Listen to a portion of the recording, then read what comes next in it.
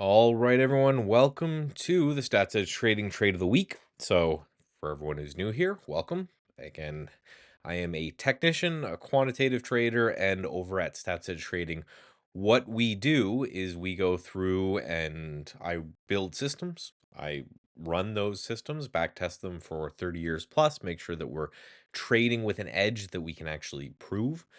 And then every weekend, I send out all of the symbols that those systems generate to all of the users at statsedgetrading.com. And then I come here on Monday and I give you one that has triggered, or if there hasn't been any triggered so far on a Monday morning, I give you one that is interesting to me and that may trigger fairly soon. Today, I'm going to do both. So let's get started. And we're first going to start here with HIMS. And HIMS is an interesting one because it has potentially two triggers. One is already triggered off, and then one is a little bit lower. So this is from our trend following system. So the beauty of what we do and what we try to do is to trade lots of different systems because there is not one system, there's not one trading style, there's not one method that works all the time.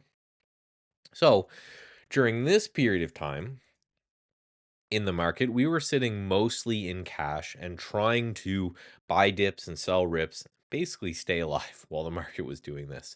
The equity curve has turned back to positive for the year, and also the market has triggered our back to risk on, back to being able to buy things and hold them for long-term trends. So one of the trend systems that I've built, and one that I'm going to continue to build going forward, is looking for stocks to break and close on a weekly chart above an anchored VWAP after being below it for a long period of time. You can see that that's happened right here on HIMS. So we have now broken above that, closed above that, and now we have broken above that candle today. So that's what the one entry that we're looking for here is, just that. Okay, this thing has been beaten up for a little bit, pulling back under this AVWAP, and now we've broken back through it, so it's a potential good time to look to buy.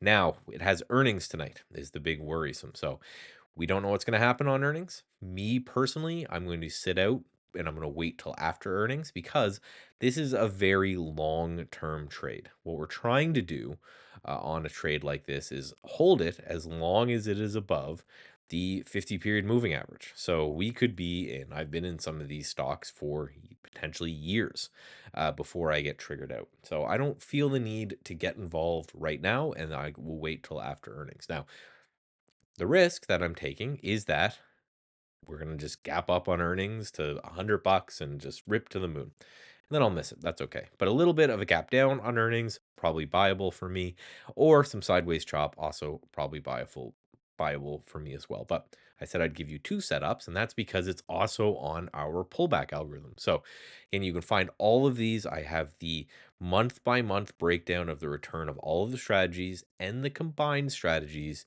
over at StatsEdgeTrading.com. You can come give those a shot. Now, what we're doing is this buyout strategy is a long-term strategy. You buy it, you hold it for a period of time until it breaks the 50-day moving average or a new 20-day low. And again, I always go back to ANF because it's just the one that stands out in my mind. We bought ANF somewhere in this area in the 20s, and it just went. You can see it didn't break the 50-period moving average till right here. Obviously, I wish all of them would work like that, but very few work like that. So in this period of time, you'd be buying, your stop would be at, about $33 right now, and you hope that this thing just grinds into the hundreds or thousands, or the point of trend following is we have no idea how far it's going to go. We're just going to try to stick with it.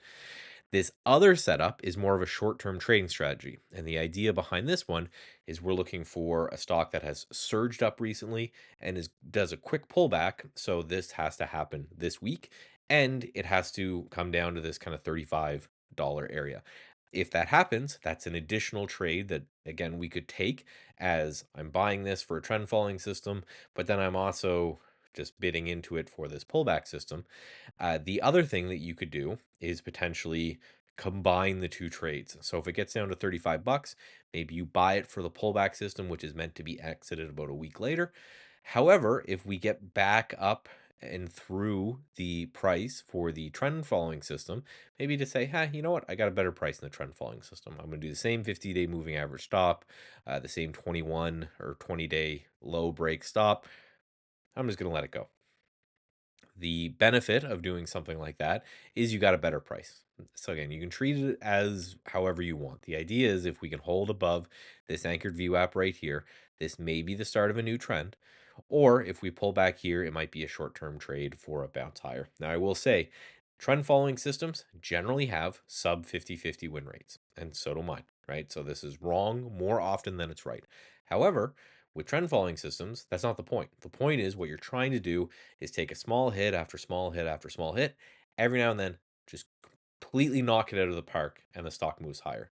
The pullback system has about a 58% win rate, but you're taking about a 1-to-1 risk reward ratio and you're doing that over and over again. So trade HIMS however you want, or don't trade at all, but that's how we're looking at it over at StatsEdge Trading. And until I talk to you guys next time, get away from the screens.